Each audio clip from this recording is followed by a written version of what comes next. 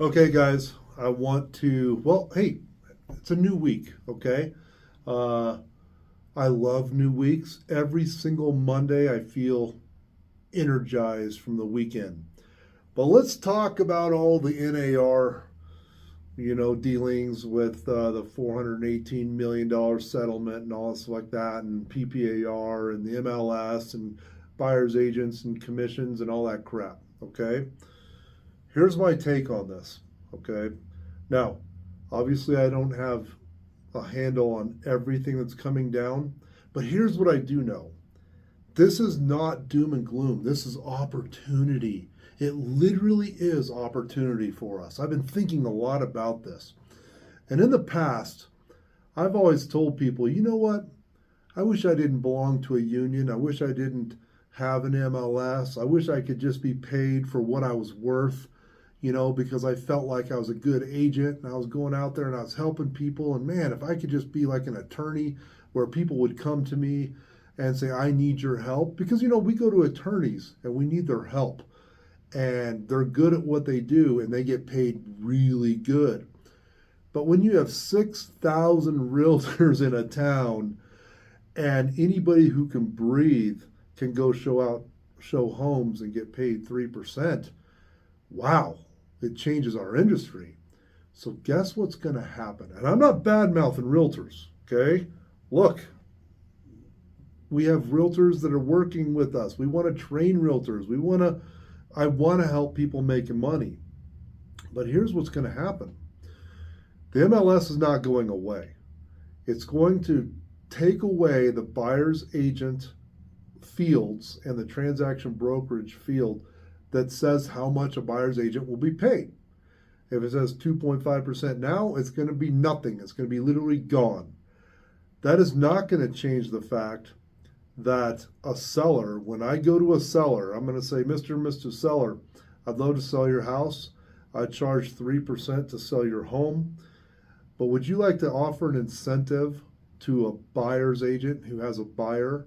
Because if not, right now, if there's a pool of buyers, let's say there's 300 buyers for your home right now, and they're working with agents. If you say no, I'm not going to pay any agent any sort of commission, or we'll give you an incentive to bring a buyer. If you're going to say no, it changes your buyer pool to next to nothing. Okay, we have to find a buyer out there. Let's say there's 300 buyers for your home. Now there's 20. Okay, so we got to make sure we get those 20. So if you're selling your home for 400,000, Mr. Seller, and you only have 20 buyers that we can choose from because everybody else has to pay their agent a bunch of money, and they don't have the money. Let's say it's a first-time home buyer, they don't have any money. We narrow your buyer pool, so you may come down from 400,000 to maybe 375, so we can get your home sold. That's where we're at. If you incentivize the sale to another agent out there and say, hey, Mr. Agent, if you bring me a buyer and you can give me a good price, I'll give you 2.5%, 3%. How about 2%? How about 2.5%? And the seller's going to go, yes, Rob, what do I need to do to sell my house? Okay, we'll do an incentive. So in the agent remarks in the MLS, I'm going to put in there, seller is willing to pay an incentive to any buyer's agent that brings a buyer 2.5%. Well, guess what? There's no more MLS field that automatically puts that 2.5%. We got to put that in as an incentive. And I, with my contract, which the contracts will probably change as the exclusive right to sell agreement will probably change, and it'll probably have something in there where I actually put in there that seller is willing to pay another agent 2.5. So it completely separates the co-op. I'm no longer charging 6% and giving away 3.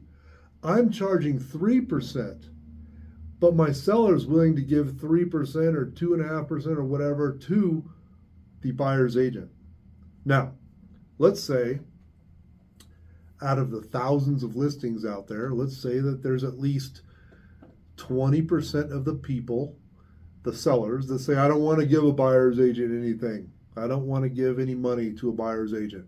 Okay, that's fine. They want to lower their buyer pool or whatever. That's fine. They think they have a great house. Let's say I have a first-time home buyer. I got to go to my first-time home buyer. And let me tell you, I am now being paid for my value as an agent. I'm not just a breathing person that got a license. If I go to a buyer's agent and I interview with them and I go, hey, Mr. Buyer, this is what I can do for you. I can help you negotiate a good deal. I can help you find a good home. I can help you with the inspection process. I have experience, right? Sometimes I think that part of this change may increase the value of a team. For example, because if a person with high value and experience creates a team where newer agents can come in and learn from that team, and they can go to the buyer's agent and go, let me tell you what we can do for you as a team. We have this person and we got all that. We have all this knowledge and we do all this stuff. And the people go, yes, I would like for you to help me. It's no longer somebody that just got their license going, hey, you're my friend. Will you pay me $12,000 or $15,000 for me to help you? They're going to go, no, right? So now you have to kind of create the value that you offer, right? So in the negotiation, so in the exclusive right to buy agreement, when you get a buyer, you're going to go in and go, here's what I offer you and here's my value, and I will charge you 3%, right? Some people might go, I can charge you 1% because maybe they're scared of their value or whatever. So you're going to negotiate with the buyer a buyer's agency agreement on how much they will have to pay, not the seller. Now, if your buyer just sold a big home and they can pay you $15,000, $20,000 to represent them, they may say, I really want you to represent me. It's almost like having an attorney. Do you want a really powerful attorney that got 25 murderers off? They're so good, you're going to pay them that extra money to fight for you. Or do you want somebody that just got their, what do you call those, the guys that are appointed to you, appointed attorney out of the court system, right? That is helping hundreds of people. And so you're kind of spread out, and the attorney's kind of spread out and they're just kind of filing some paperwork for you or whatever. You want a high-powered attorney, you're going to pay for them. Well, that's the value that we're going to create as agents. And so if we have a high-dollar buyer, this is Rob, I'm willing to pay you $30,000 to help me buy $1 million home. So be it. We're going to do it. We can go look at any property, even the sellers that are not offering a commission. We can work with those people as well. But a lot of people are not going to want to do that. Okay, so now what we're going to have to do is, let's say they don't have any money to pay us as a buyer's agent. We're going to say, look, we're going to help you find a house, and we're going to negotiate with the seller to pay your obligation, my fee. We're going to find that person out there. If we can't, if we find the perfect house, and let's just say take a $400,000 deal, we find the perfect house, and my fee to you, Mr. Buyer, is Mr. and Mrs. Buyer, is 2%. I want $8,000 on a $400,000 home. Okay. Well, we go out and we find a $400,000 home, and we negotiate in the contract that the seller will pay the $8,000 commission, including your closing costs and whatnot, because you guys don't have any money. And let's say the seller says, absolutely not. I am not going to pay you guys anything. Okay? There's several options. Number one, we just can't buy your house. I'm so sorry. We walk away, right? Because somebody's got to pay the agent. Number two, maybe the buyer really, really wants this house and can come up with $4,000 to pay me 1%. And then we can ask the seller to pay 1% to the buyer's agent. Seller says yes, or they say, nope, I'm paying you zero. I'm paying you zero. Okay, the other option is the buyer pays me 1%, $4,000, and we offer the seller $404,000 and ask them to pay 1% to the agent. Now, do you see how we're playing Monopoly in real life? I mean, when was the last time you sat down and played Monopoly? Isn't it the most boring game on the face of the earth? You know, you pick up Baltic Avenue, you pick up Park Place, and you're going, I'll give you Baltic Avenue and Centennial, for Park Place. And it's really kind of boring. It really needs to get more advanced because we're all ADD now and we need more detail. That was such a game of the past, Monopoly. Nowadays, there's a lot of ways to skin the cat. A lot of ways. We can up the price. We can have them pay. We could not buy the property. We can find a different property. We can negotiate all different directions. Okay? That is what's going to happen. That is going to create more value. We're going to become better realtors. I mean, I'm telling you, we are going to become better realtors. The realtors that cannot become better realtors, they're gone. They're gone. Okay? If they cannot prove value, they're gone. So instead of having 6,000 realtors now, we could end up with 3,000 realtors. Wouldn't you like that? 3,000 good realtors, people that can prove their value out there. So I don't want you to become stressed out over this. It's going to be more work, but we're going to become better realtors out there, and there's going to be less realtors out there. That's my thought. That is my thought. Because let's just face it, there's realtors getting in. I'm telling you, there's realtors getting in. They're in school, and this is not the job for them.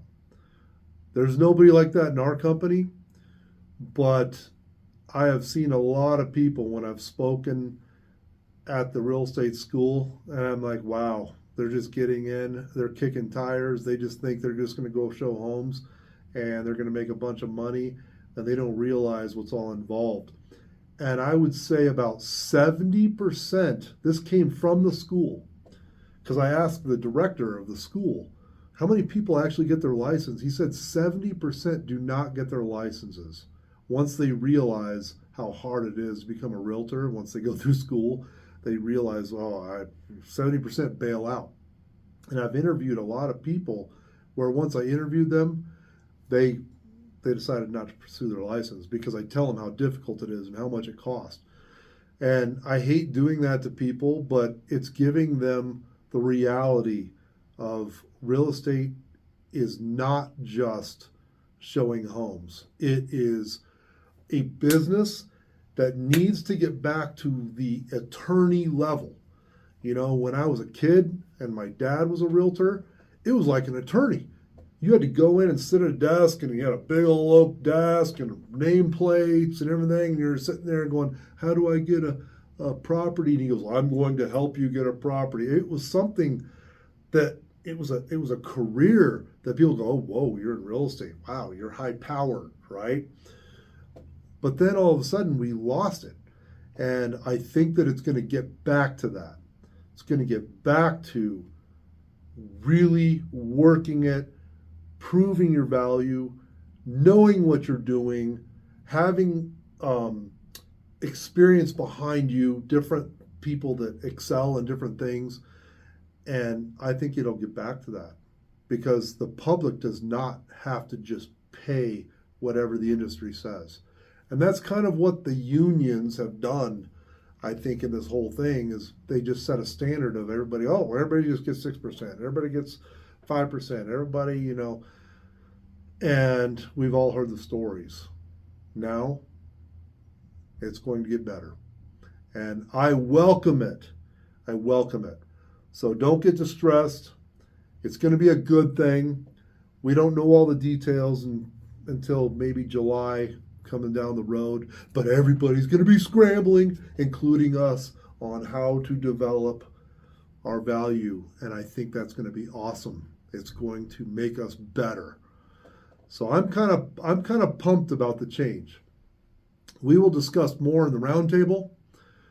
Thank you for listening. I know this is long, but I just wanted to address this because these are my thoughts, and I'm sitting there with myself going, you know what, Rob? This is going to be a good thing. And we're all in it together. We're all going to do this together, and we're going to excel. If anybody does not want to excel, they're getting out. And I'm looking forward to that as well, because people are going to be getting out. All right, guys. Till roundtable on Thursday. See you later. Bye.